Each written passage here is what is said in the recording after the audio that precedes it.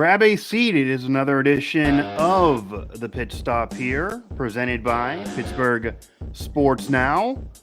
I'm in a good mood. I'm hoping Mike is in a good mood. We just are off the heels of my favorite holiday, and that is Thanksgiving. And now it is the holiday season as we get towards Christmas and whatever else anybody may celebrate. So, Mike, how was, before we get into the show, because we're going to talk a lot of Pitt football here, a lot of Pitt basketball, even Duquesne a little bit here. Pitt got some decommitments. We got to grade the season. Does the future look bright, or maybe are some fans warranted to freak out a little bit? And then what Duquesne's doing, what Pitt hoops are now doing, and it's maybe a little better than last time we would have spoke to you. But before we get to all that, Mike, how was your Thanksgiving? Give me your favorite food item that was on the table for you. Well, we had a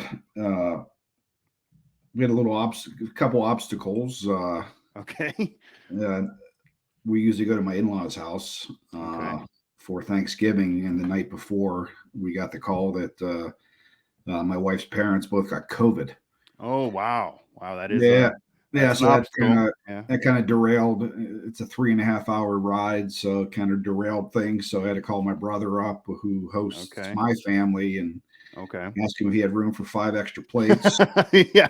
It's not just you. You have some kids. Yeah. So luckily he did, but everything was good. Yeah, it's tremendous. The day after Thanksgiving is better than the. You could argue that, yeah. The day of, the leftover turkey and the gravy. I think I enjoy that more than the actual day of itself. Because the day of, you jump right into it, and it. I don't know, I make a pig of myself, but the next couple of days you get to spread it out a little bit. If you don't, you're not doing it right. And I'm sad to report that just yesterday, I believe, as we record this now, the middle of the next week, I let it linger, but I now have completed all the leftovers. My wife did give me she gave me the last call that, hey, you got to get these in now, or that's going to be it. And probably that makes sense. Yeah, I think I finished the stuffing yesterday.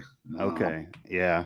Mashed potatoes, turkey, stuffing. Oh, we got it all done yesterday. Yeah, Sunday we our family in this household, we had a second Thanksgiving. Oh well, I'm impressed then. You're really doing Thanksgiving. Turkey, potato, so everything was good.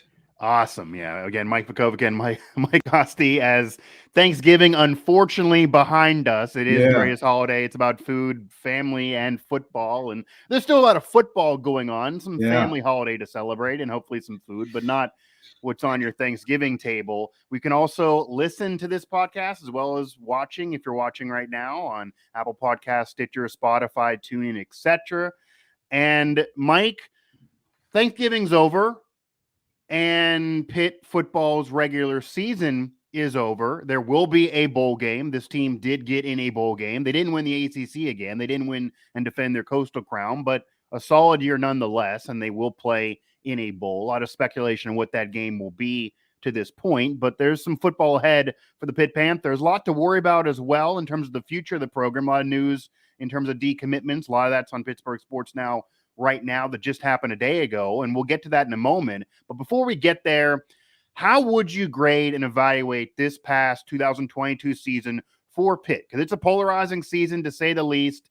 The bar was high. They're coming off of the ACC title that some thought was kind of out of nowhere, honestly. They weren't predicted to do that prior to that season. They had a great year.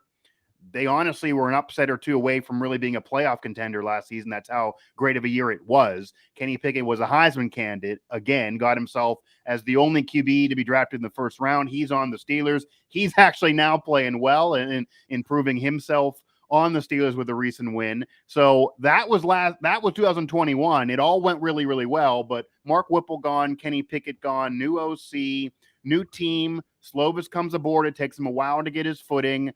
They lose a few more games than Pitt fans would want to lose. Some of them are bad losses. They don't vie for the division or the conference again, which Narduzzi said he wanted to make sure 2021 was not an aberration and they could do it again and build up the program for years to come. So the detractors can say it was a blip on the radar and it was an aberration. You could argue he's keeping it moving. How do you feel about the year? Because that really changed week to week with many Pitt fans, and now that it's over. Well, if I gave it a grade, I think it's still to be determined, or it's yet to be determined. I think some will be depending on what they do in the bowl game. Right. Fair. As of right now, I would give it in the Peach Bowl last year, obviously without Pickett, so getting a bowl win would be nice. Yeah, as of right now, I'd probably give it a B minus. Okay. 8 wins. I think if they win a bowl game, I would probably, maybe depending on how they look, I'd probably give them a B. Something that people have to remember, and I think it's a good thing, right, is that they were 1 win away. They beat North Carolina. They repeat as Coastal Division champions the way things played out. And that included a lot of teams had to give them help at the end. That it did end up happening. Yeah. Right. So they were 1 win away, and if they win, that's 9 wins. Yeah. Now you could slice it up whatever way you want. Georgia Tech lost. People would still be saying then it should have been 10 wins because obviously you could slice it up. Like I said, you could slice it up. Whatever you could dissect this, and whatever that. Pie you want to have when you're done. Yeah, whatever pie, peach, apple, pumpkin. Right. The bottom line is they had 9 wins, and if you would have said years ago a 9-win season, if anyone would give that a C or a D, sure, you think you'd be talking about Alabama or Georgia here. And here's the other thing: if they win their bowl game, they will have 20 wins in consecutive seasons combined. That's hard to do. That's hard to do. The last time they did that was 1982 to 83. Right. So before we, talk about how it was a disappointing season, things happen that you didn't expect. But that's life. That's football. That happens. But the end result is if they finish with 9 wins, 9 wins is 9 wins, and 20 wins in 2 seasons, it is a pretty good deal. Should they have beat Georgia Tech? Right. Probably. Louisville, they gave the game away, but the reason they weren't able to reach their goals this year is because of the offense and, in more particular, turnovers. Those two things, and I'm not going to pin it entirely like like most of the fan base will. I'm not going to pin it entirely on the quarterback position. I'm going to say the offense, because they're an offense. It's not, the quarterback. It's the offense, and they didn't perform, and they turned the ball over, and that's why they didn't reach their goals. But I wouldn't call it, like some people are, a disappointing or a failed season, because I think that is I think that's a bit ridiculous. Yeah, and Narduzzi, I don't know if he would say that, but he probably does feel that a little bit in terms of disappointing, because you come off winning the ACC, and they feel, I'm sure, if they would have had Kenny Pickett, no slight to him, obviously he had the draft in front of him in the Peach Bowl, they would have won that. Narduzzi's been very public in saying that. So he kind of mentally looks at it as a major bowl championship quality season last year. It was. And then to not get there again, which is what the bar was, that's disappointing. But I think there's a difference between, I think maybe fans should get this too, Mike. I think there's a difference between disappointing and failure. Yeah. I think sports fans and people in sports get kind of confused. You can be disappointed you didn't achieve something because you feel like you should have achieved it. And this goes across the board for any program, any sport, any player.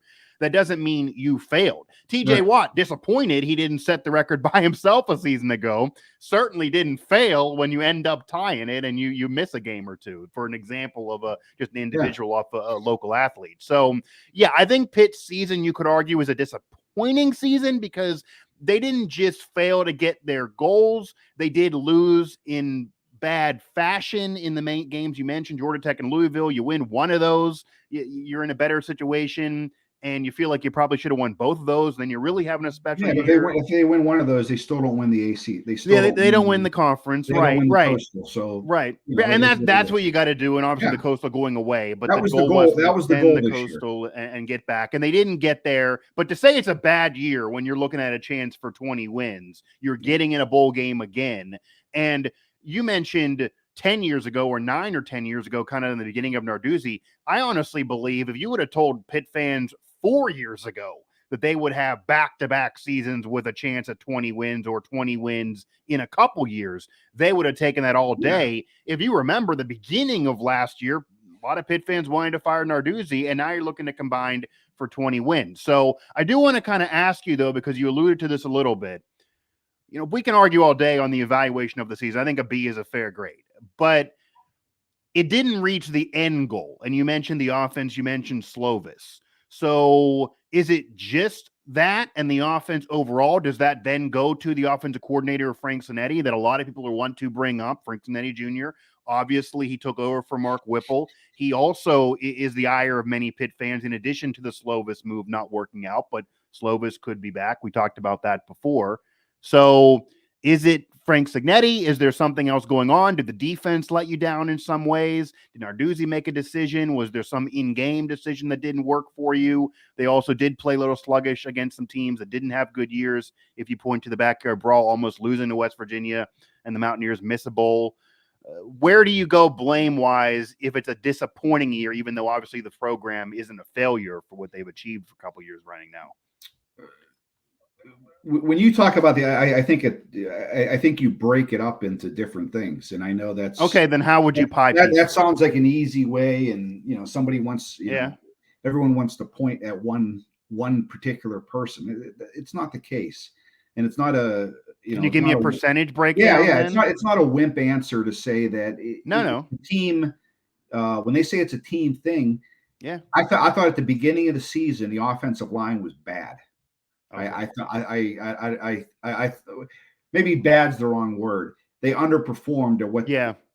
At the end of the season, they were what they people were expecting. Their play, and it shouldn't be surprising when you have 5 seniors up there for the most part. That's what you were expecting. Maybe if they would have got that at the beginning of the season, maybe things would have been different.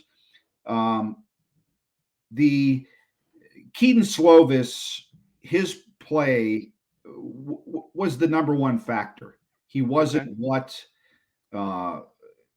people what was advertised, what people were expecting you were going to get for him. Now there were factors. I think there were parts of the season. I think for the most part, aside from Jared Wayne, I thought his wide receivers were below average all season. Every one of them, aside from Jared Wayne, he was an A. Mumfield, Means, Bradley, all of them. They were average to below average, and they were expecting a lot more out of guys, particularly Mumfield. He was a freshman All-American. People thought he was going to come in here and possibly replace the statistics of Jordan Addison. That didn't happen. He didn't look like an explosive player all season. He looked okay. Him and Slovis didn't look like they were on the same page. Slovis had a lot of bad turnovers. When I talked about the turnovers, bad. Louisville game, Georgia Tech. They you could blame the weather, but Georgia Tech also played in that weather in the rainstorm. Same with North Carolina. I would say he was. You want a percentage? I would probably say he was 60% of the problem. And Frank Signetti it's a real interesting problem. Yeah, how much of a factor is Frank Signetti then? Because you could argue that maybe they didn't work well together, and obviously it's a first year for Frank Signetti. It's a first year for Slovis. Slovis had to learn a new offense, get chemistry with receivers. We talked about that before. It's easier said than done to do it that quickly, even in this transfer portal era. But there are some that say he was kind of doomed before he started because Frank Signetti runs a boring offense that's not at all what Kenny Pickett had. And if Pickett was still there, he would have been hampered too. See, I hear that, and I don't fall into that camp. Okay. I think Frank Signetti, I'm not in his head. I don't know. I think his play calling was dictated by what he was seeing. I don't think he had faith in Keaton Slovis. He actually mentioned that a couple times during the season. Okay. He didn't give Frank Signetti any reason to have faith in him as far as opening things up. There was nothing that Slovis was doing to tell an offensive coordinator, man, I'm gonna air gun this. Oh, we're gonna be the Buffalo Bills. We're gonna. He did nothing to do that. So if you're an offensive coordinator, you'd be crazy to do that, especially when you have the best running back in football behind you. Yeah. So, right. I know it's easy, boring Frank Signetti. Guess what? He made Israel Abanikanda a first-round pick, or not a first-round pick. He made him a high NFL draft pick. Yeah. Nobody saw that coming either. Nobody saw that coming. There's nobody at the season was going to predict. Nobody. You give me, cite me somebody, and I'll say I'm wrong. Nobody predicted Abanikanda was going to have the year he had. So if you want to rip Frank Signetti for the boring offense, you got to be fair and give him credit for turning Abanikanda into a millionaire, because that's what he's going to end up being because of this. Yeah. And if you're calling plays and you have a guy back there that's averaging 6 yards a carry and he has 21 rushing touchdowns, you'd be a nut not to give him the ball, especially with what you're seeing out of your quarterback. And when weather is a factor, you mentioned in several of those games, weather was a factor. Yeah, I just think him and Slovis weren't on the same page. Yeah. Slovis didn't do anything to give him faith. The only thing I will question Signetti about, and I still don't know, it still is probably one of the biggest mysteries of this Pitt season, and hopefully it doesn't result in anything bad. But when your quarterback is bad, below average, and he's not trusting his receivers, why he didn't rely heavily on Gavin Bartholomew all year, who's a sure-handed guy that shows he can do it. He's a mismatch for linebackers. That's like that's a safety blanket for the quarterback. Throw it to your reliable tight end. I was going to say, for whatever reason, he never force-fed the ball to Gavin. He was entirely underused, and I don't know the reason for that. But unless there's a really good reason that I don't know, I'm not smart enough to figure out. That's the only thing that I'm really gonna take issue with Signetti about is that. The other stuff, I think it's all circumstantial, and I don't think he deserves as much criticism as he's getting. I think if he has a quarterback that plays competently, you will see different play calling from Frank Signetti, and things would have been different. But nothing allowed him to do that this year, which is why he called the games that he did. And it's easy to criticize because there's no way to know factually if that would have been the case, because he was just dealing with the hand that was dealt to him. But that does make some sense, obviously. If your quarterback's struggling or you go through a rough period even early in a season, and again, to defend Slovis, it takes a while to get continuity with these receivers. And you also mentioned I would say the two main factors, everyone can bring up Slovis and Signetti, and that they didn't work out together, whether it be Signetti didn't have confidence in Slovis because he was struggling, or Slovis isn't as good as advertised in general. Maybe we'll see a lot of that moving ahead here in the future. They now have more years to work together, assuming that does occur. All of that we're going to find out, but everything you touched on is nail on the head. But separate from those two, the two things that didn't happen this year for Pitt that I think most people slam dunk wise thought were going to happen. Everyone we had on this show to preview a season very close to the program said this is really, really going to happen. Number one, Pitt is going to have one of the better offensive lines in the entire country. They did not. They eventually had a really good one, but it took a while to get going. And yeah, you can't say they were bad, but they were supposed to be one of the better groups in the entire country and drive the bus and make it easier on Pitt with a new QB and a new offensive coordinator. You do mention that, I guess, three things. You do mention the tight end situation that everyone thought they would even use multiple tight end sets, maybe one as a blocker, one as a pass catcher, be able to do curl routes. Maybe it's boring football, but if you think Signetti already was running boring football, maybe you at least get the yards moving by get it to the tight end, who then can do something if you have a pass catching tight end and you're doing it on the ground. That can give you some passing in addition to the ground. Didn't happen. And then the wide receivers were a disappointment. I don't think it was fair to say anybody and nobody was, but nobody's going to say anybody should be what Jordan Addison was, obviously a Blitnikoff guy. But there were expectations just from what people saw in camp that I really don't think most of Pitt media, most of Pitt fans, most of the people that were close to the program, certainly that we talked to, were really that worried. I mean, you're going to obviously losing Jordan Addison is a major hit. But from what we were hearing, people closer nationally, that was a conversation. Oh my God, what can Pitt do? Slovis doesn't get the weapon Pickett had. There's not the major weapon there. This is a death nail. It ended up being a problem for sure. But people close to the program who were watching every day in camp, they thought, honestly, yeah, you're not going to have the Blitnikoff guy, but it's not going to be a major deal. You're going to have more of a group. You might have a better group, and somebody will step up. That just didn't happen. They were all wrong. So yeah, if those things don't end up materializing, you're going to have an issue. You think about it. You're a new QB learning a new system in a new city. Your receivers aren't nearly what they're supposed to be, and your offensive line is underachieving. That doesn't help you. That's not helping the cause by any means. And all that together led to some upsets. I think a B grade's fair. They did win a decent amount of games. Now, if they lose got a 2-year stretch, game, but yeah, if they lose this bowl game, that'll hurt. Does it matter who they play in the bowl game that it is? Obviously, we don't know that yet. Yeah, B minus, C plus. I want to point out one stat here. Great, you brought up the offensive line, and Chris Peak of Panther Lair had a great stat yesterday to talk about how the offensive line progressed. This is pretty impressive. It's hard to evaluate for a casual fan. Yeah. Yeah. Once again, Chris had this yesterday. He tweeted this out. Yeah.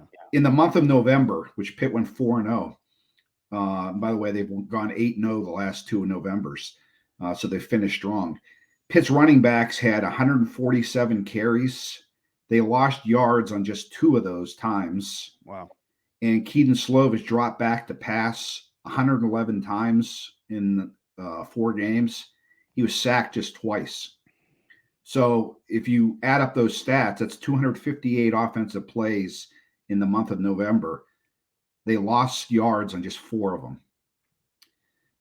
You got to give thumbs up to that's a great stat by Chris, and sure. You got to get that shows how the offensive line, how well they played. Losing 4 yards on 4 plays out of 258. That's a pretty good. That's a pretty good percentage. Yeah, to say the least. And obviously that's much better than what it would have been at the beginning of the season, obviously, where sacks were an issue for Keaton Slovis going into that first game, sacked, I believe, 5 times, just off the top of my head. So that really picked up at the end of the season, and that certainly helped them get the year to be respectable. But you got to finish strong, especially when you don't win the Peach Bowl, even though you think you would have with Pickett. You do want to get a bowl victory and get some trophies in the mantle there. So winning this bowl game, whatever it is, no matter who you play, I think would be a big deal for the future of the program. Mike Vukovcan and Mike Asti, the Pitt Stop here by Pittsburgh Sports Now. Of course, you can find us on this channel on PSN. Head over to PittsburghSportsNow.com for all of our coverage. Let's get into the topic now that has the Panther fan base losing their minds over the last there we go. So now it's about the future of the program, because no matter what we may think, this year's done, so no debate really matters, but the future of the program is what matters. You had about a day and a half that was just an onslaught there. I saw it in the group text and then on the site of players decommitting, which for a program that's about to win 20 games or could, that doesn't feel like a good vibe. This was a disappointing year, even though it wasn't necessarily a failure. They didn't reach their goals. And then you see this max exodus. That's just the case with the portal. But if you feel like the program is stabilized and in a good spot, you would assume that would lead players to want to stay and finish out there. And the players that are going to be transferring from schools, you would figure are from programs that got a lot of chaos or are losing. Pitt is a winning program now, and yet dealing with a lot of portal problems. Your thoughts? Is it much ado about nothing? The players that did decide to decommit, how much of a hit will that be to the program? We've seen decommitments. We talked about Kenny Minchie as well in terms of decommitment at QB for the future of that position. They're going back into the well to try to find a QB now. But this season's behind Pitt, but Pat Narduzzi and company, they got a lot of work to make sure that they don't get blips on the radar for these last 2 years and keep this moving in terms of fixing the portal situation now and going back into the recruiting part of things. So Your thoughts on this last week, but certainly this last day and a half, decommitment wise and transfer portal wise? Well, in terms of the two guys that transferred, Jalen Barden and Judson Tallendier, those guys, for whatever reason, Tallendier 1 year left. That's not that big of a deal.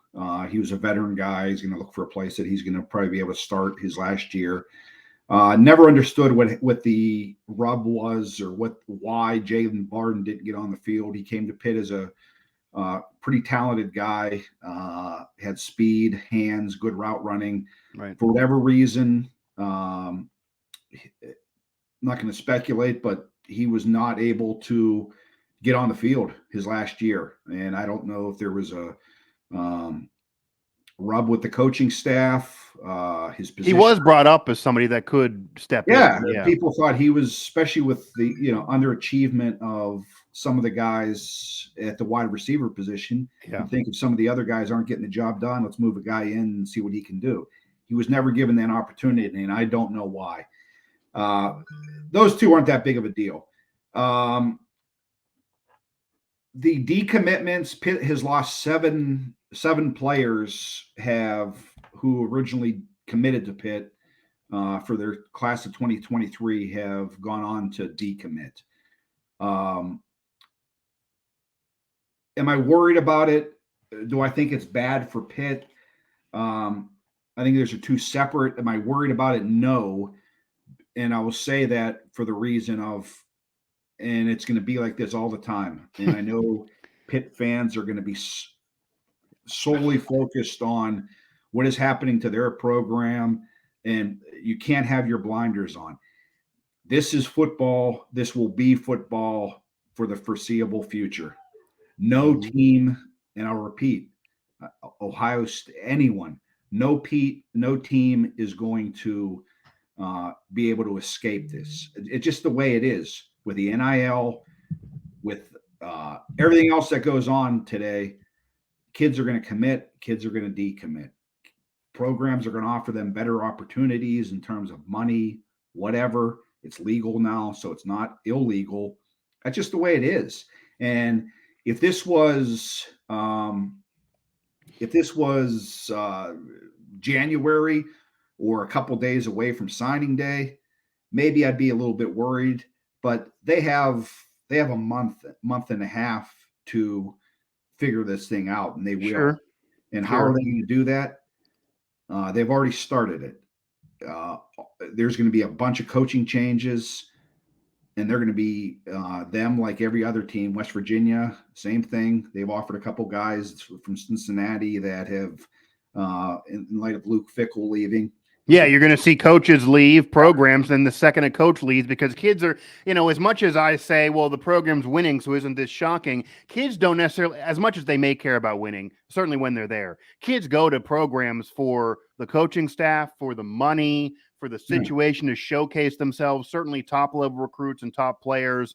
The winning is a nice thing, but if your program's winning and you're not playing enough, or your program is winning, but the coach that was showcasing you is gone, you're going to think about it, if not bolt, regardless. And now that's what you're seeing at Cincinnati. So a lot of schools, as you're noticing, are trying to pluck and throw offers at all those kids. Every program that goes through a coaching change right now.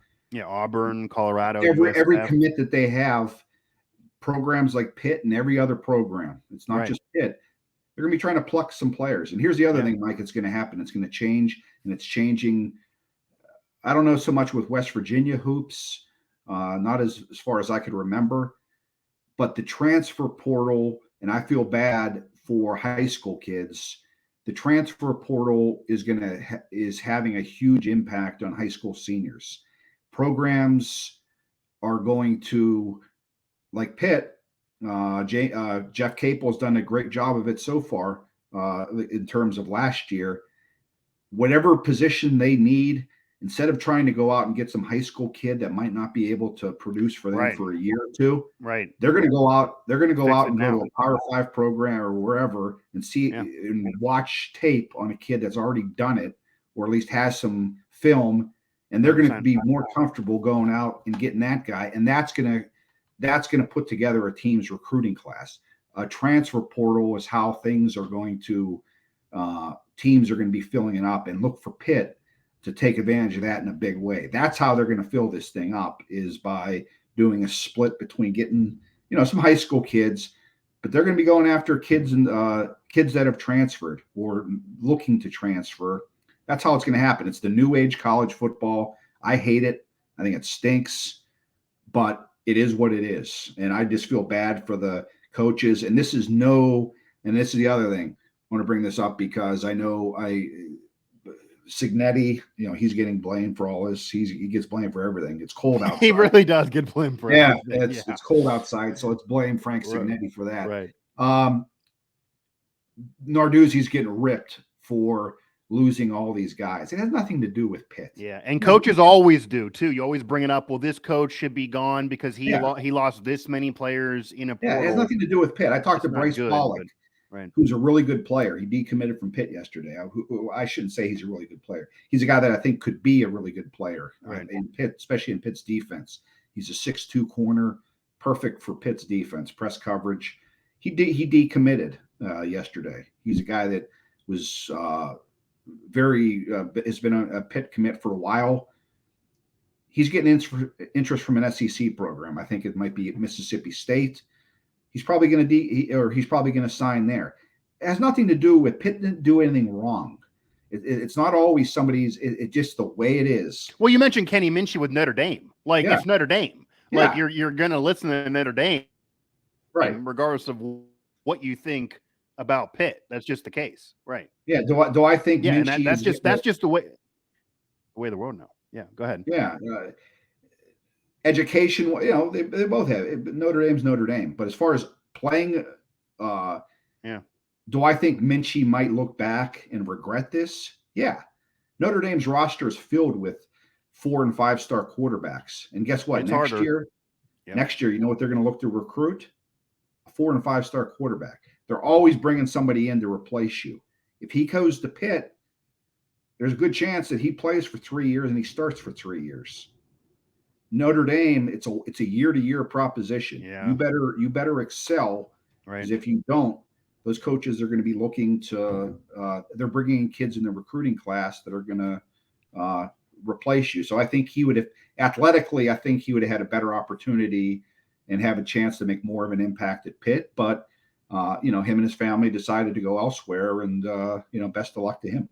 Yeah, and you got to respect these kids' decisions because it's a hard decision now, because you're really getting fed from all different angles now, and a commitment just doesn't mean what it was. The word is commitment, but everyone understands we might need to change the terminology because in the day of the transfer portal, it's a double-edged sword, Mike, as you know, whether it be basketball, whether it be football, whether it be whatever. If it involves the portal, yes, it can be a problem that you can immediately lose a guy that you didn't think you're going to lose, or it can be a big hit to your program. Pitt did not factor in losing Jordan Addison when Kenny Pickett was going to go to the NFL. The day the season ended, they thought they were going to have Addison with Slovis or whoever was QB. That was a major hit at the time. It was major news, and that was because of money. That's really what that was. Yeah. But that's always going to be a thing. But at the same token, you mentioned West Virginia Pitt and players. I mean, Bob Huggins got on the phone. We got a story in WP Sports now. He literally called Perez from Manhattan, who was a veteran player who averaged 19 points a game. He called him 38 times and basically stalked the kid and said, I'm not going to stop calling you until you agree to come. He can't even play until conference play. Bob Huggins basically got a guy from the portal for like 3 months because he thinks he's that good and can do something now. And it's like a pro team trying to bring on a trade in the middle of a season for a guy that's been sitting out. And it sounds insane. If Bob Huggins would never have done that 10 years ago, it sounds sacrilegious that he sold out, but he had to. That's the way of the world. I got pressure to win now. You want to do this for a month and a half of basketball and it's legal. More power to you, and I'll try to figure it out. So that's fan bases Cummings with Pitt. I mean, it's the way of the world now. You got to adjust. Fan bases have to start realizing, and they can't overreact to this. Kids, this time of the year, I don't care if your team goes 11-0. you're going to have transfers, you're going to have decommits. You can't. It sucks right now for Pitt as far as what's happening in the last 48 hours. There's always going to be players available too. You'll lose players. You're not going to be able to evaluate what happened and what their year looked like for recruiting. You're not going to be able to do that until February. 100%. You can yell and scream and call this guy a bum right now, but let things play out. Let's see who they bring in. Let's see who they sign, all that. Then you can make some sort of evaluation. And then honestly, you might not be able to do that because at this time last year, everyone thought that everything was okay with Keaton Slovis. They brought him in from the transfer portal. He's going to take care of the quarterback position.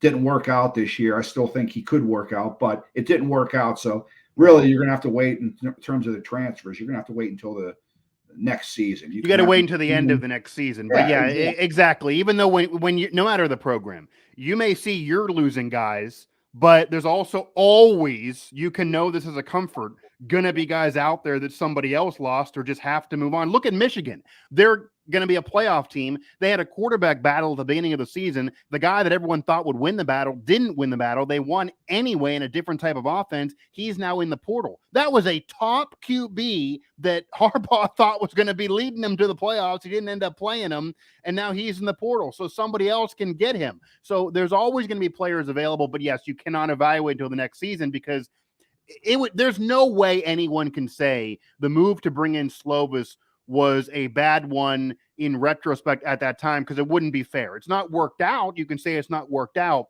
but everybody and their brother was agreeing that that was a smart move. It was a great move. You got to do those things, and then it just didn't work out. You never know if things are going to work out. I do want to close up shop here, though, with some hoops talk because you did mention Pitt basketball and what they did in the portal this year, bringing Nellie Cummings and company. And Nellie Cummings finally starting to click, and we're seeing some positive play from him. It took him a while. The Pitt team also starting to play a lot better than they were early on in the season. Even Duquesne is making some waves right now. So the city of Pittsburgh has some successful basketball programs, at least in terms of the last couple of weeks, and we'll see how these seasons finish out and the pressure that's on certainly Jeff Capel and Pitt right now, but they are playing a lot better. What do you think of Pitt recently? What do you think of Duquesne? What do you think of the chances of Duquesne actually having a year that goes on throughout the whole season of being successful rather than just these blips that happen every now and then? And can this continue? Yeah, I think it can continue. I don't think both conferences that they're in, the ACC and A10, I don't think they're as strong as they have been in the past. And I think Pitt's and both, I think respective programs are better. I thought it was complete, and I tweeted it the day of. I bet anyone in the world that Duquesne isn't going to finish in last place in the A10. For them, the media to pick them in last place in the A10 this year was ridiculous. And I said that the first day of the season, so it's not me tweeting yesterday after they're 6-1. Right. They had too much veteran talent he brought in. The win over last night, which is a very good win over UC Santa Barbara, which was picked to win their conference. They've already surpassed or equaled their win total of last year, and we're still in November. He has a good team. The only thing that could hurt them, he needs to get some of his bigs back, meaning Duquesne. A couple of the guys are injured. Hopefully they're able to get back before conference play. And if they do, they're at 6 wins now. I think Duquesne can finish in the upper half, middle to upper half of the Atlantic 10. And who knows? I'm not going to predict this, but you get enough wins. Who knows? Maybe they're and get some quality wins within the conference. Maybe they can qualify for the NIT. I think that's the same thing for Pitt. Jeff Capel. That'd be a big deal. I think for either program would be a major deal this year. Pitt obviously has been struggling even to get conference wins the last few years. It's been really rough with Capel. A lot of expectations on a couple years ago. Last year, no expectations really. They weren't supposed to do anything, and they didn't. But now expectations are there, and we talked about the portal for 10 minutes. That's why these teams are able to be so much better so quickly. So they took advantage of it. It can work both ways. Yeah, Duquesne, their entire Really, Duquesne. Yeah. Duquesne, their entire starting lineup is comprised of transfers. Yeah. Every single player in their roster is a transfer. And Jeff Capel did a tremendous job this year of getting not only transfers, but quality veteran transfers. And the thing that separates this Pitt team from the last couple years, the game the other day against Northwestern, it's the best game that I've seen Pitt play. I can't even name a game as far as their all-around play. They looked really under the radar game, though, because it was during Monday Night Football. Monday Night Football. Pittsburgh media wasn't even hardly doing anything with it, except we did have coverage of Pittsburgh sports now. But yeah, it was very under the radar. It was something that fans were just shocked at what they saw. The crispness of the offense, their shooting, everything about it. It just looked like, who the hell? Who are we watching here? It was crazy how well they played. And the two biggest things that Jeff Capel did this offseason, and it was brought up, but you have to actually do it on the court. You can't just talk. Is he brought in guys that can shoot threes. For Pitt to beat Northwestern by almost 30 points, and for John Hughley to put up 0 points in that game, that would have never happened if John Hughley scores less than 10 points. Right. All the betting odds are Pitt. There's zero chance for them to win. He scored 0 points the other day, and Pitt ran Northwestern out of the barn because they have shooters. They have veteran shooters, guys that can fill it up. And that's the difference between this Pitt team and teams in the past. The only problem is when you rely that much on the 3-point shot, if it's not going in, you could be in some problems. But as of right now, they have 3-4 guys that can, they're deadly from outside. And John Hughley is nowhere close to being in shape or back to where he needs to be from the knee injury. Once he does, this could be a pretty good team in the ACC. Yeah, and I also think, and this is what I heard from a lot of people that cover Pitt, and it makes tons of sense when you look at this roster. Not only did Jeff Capel bring in guys from the portal to help this team now, which any coach has to do, he has pressure to do it now, and at least have an improvement season, or his butt might be on the line. But he also brought in guys that fit for a team. Nelly Cummings is a perfect team guy. He is that quintessential point guard that can really lead the offense. It took him a while to really get going, but even if you don't see 20 plus points from him, if you see a 10-8 game from him, that could still mean he's really leading the offense. They have more shooters than ever before. You obviously have Hughley down low, who even if he's not scoring 0 points and his team still won big, it's because he can still get rebounds and help the offense without getting points on the board. Those things didn't occur in past seasons, especially last year when it felt like it was just 5 guys out there. They didn't play together. It didn't make any sense. They didn't really fit their roles. These guys now fit roles. And also, to be fair to Pitt, Mike, because they are now winning recently. I know they had the loss to VCU. People are going to point to the backyard brawl was kind of embarrassing for the program with the fans there and then losing so bad. It's possible, and nobody wants to hear this, and you still got to focus on your program. It's possible they played a damn good West Virginia team.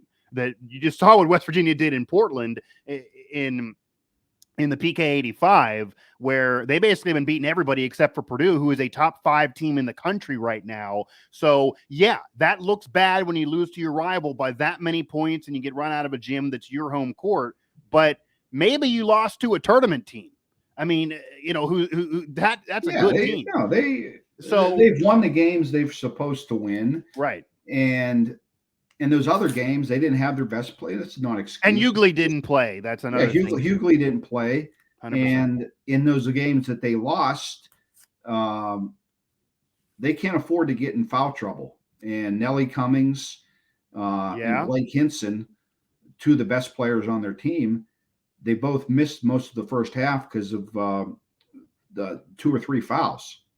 So when you're without Hughley, you're without your only point guard, and you're without to that point have been their best offensive player in Hinson. What chance? Nelly Cummings, I was covering it. He fouled out of the backyard brawl with 7 minutes left in the second half. Yeah, and then they missed. Capel had to sit him in the first half because so he barely played, right? Right. I'm sure if they played again late in the season, it'd be closer. West Virginia would probably still win, but I would fairly confident that they wouldn't win by the score that they had the other, when they played in the first time. Pitt will be, it says, it's always the case. Teams can be better or should be better late in the season. But I think things are, some Pitt fans are cautiously optimistic. I don't think they want to put that's the phrase, cautiously optimistic. Yeah, that's perfect. They don't want to have faith yet in what's going on. They're going to be tested the next 2 games. Friday night they play a pretty good North Carolina State team, and then they play Vanderbilt. So I think if they could split those 2 games, I think Pitt fans should be happy with the beginning month of the season. Yeah, and then after that, you have a couple games that should be wins for Pitt. So you have the opportunity, if you split those 2 games, to be able to stack some more wins. And it is all about wins in college basketball, even though it's also about resume. And then you do get into Syracuse, North Carolina, Virginia, Clemson. So you get in the heartbeat of the conference schedule, and NC State being there. So yeah, you're gonna have a rough road coming up, but there are some winnable games in the middle there. So there's definitely a chance to win more games than last year, to show a significant improvement. Maybe make a run at a chance at an NIT. An NIT would be a big deal for a program that hasn't really been sniffing respectability for a few years. For both programs, for sure. Yeah, certainly Pitt with Cape, a lot of pressure there, but even for Duquesne, that would be a major deal. Yeah. And there's a lot of programs that you see success where they get to the NIT, and then you see the next year where it really takes them further. Then you're looking at NCAA tournament success. And with the portal, you can do things a lot quicker. So I guess that's kind of the theme of this particular show, that, you got to watch the portal. The portal can be a problem and can certainly hurt you. It also can help you. So Pitt football, they're losing players in the portal despite a solid 2-year stretch here of winning, even though this was a little bit disappointing and didn't get to where they wanted. But you can certainly fix it really, really quick. You never know if a player is going to work out or not, even if everybody loves the move like Slovis. And then Pitt basketball and even Duquesne, a perfect example, even West Virginia throughout our network, that you can go off a really bad season where everyone's really, really down. There was fans who wanted to fire Huggins, and then now he basically put a whole starting 5 together from the portal. So you can quickly go to the portal. That's why this knee-jerk reaction that we live in, this 24/7, 24-second news cycle that we're in now, it doesn't really work in college sports with the portal, because the people that matter are not sweating it out when these kids choose to decommit or leave because of the portal, because they know they can go back in and replace them. It is easier said than done, but there are examples of it happening when people I'll give you another example. Give you another example, and we can close with this one. Speaking of the portal, Duquesne, not a lot of people, obviously their viewership is, they need to start winning in order for people to get a lot of interest. Yeah, it's not a major program, right? However, if you're talking about talent, I believe, and I'm sure I'll hear from Pitt fans about this, but I believe they have the best play. If you're talking about the best player in the city this year, as far as most talented player in Pittsburgh, I think it's Day Grant, their guard. They got from Miami of Ohio. Okay. The kid is ridiculously good. He had like 26 or 28 last night. He's averaging 21 points a game this year. 4 or 5 straight games with 20 points. First time a Duquesne player has done that since Micah Mason. This kid is big time. If he was at any other program, he was a good player at Miami of Ohio, and Keith Dambrot and his staff targeted him. They knew of him being from Ohio and the recruiting they do in Ohio. They knew there was an opportunity to get him. He's the best player Duquesne's had in a while. And, I'm not going to say he's a pro player, might be.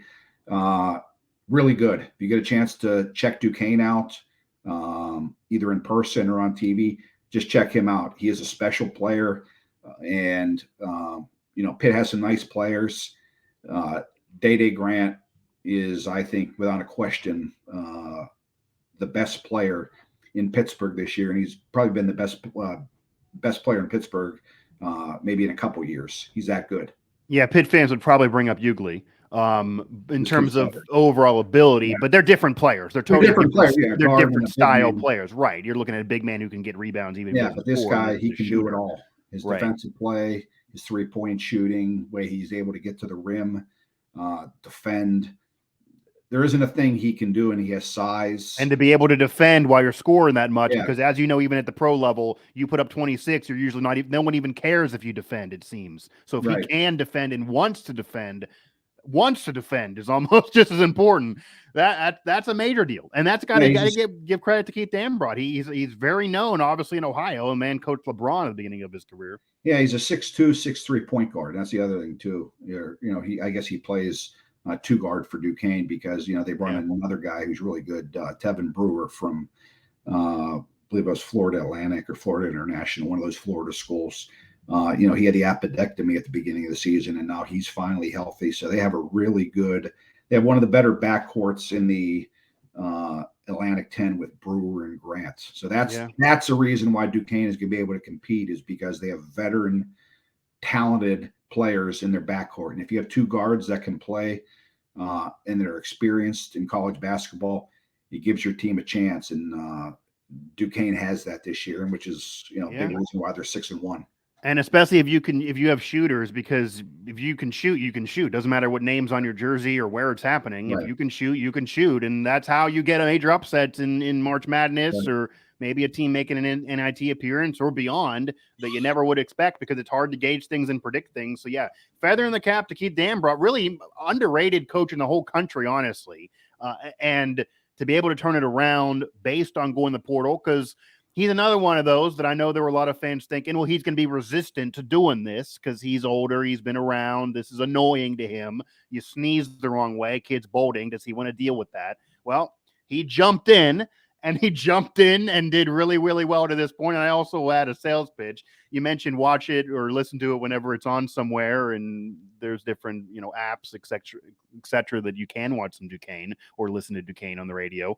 But if you can get down there. Really, really nice place for a program of that level to be playing in. They got the facilities, to say the very, very I'm going to check it out next. I was checking out their schedule. Next Thursday, they have a really good game coming up against Marshall.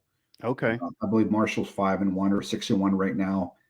Duquesne should win on Saturday against Ball State, so they should go into that game with a record of 7-1. And Marshall always has a good program, so that'll be it should be a fairly entertaining game at the Cooper Fieldhouse next Thursday. I'm gonna check it out.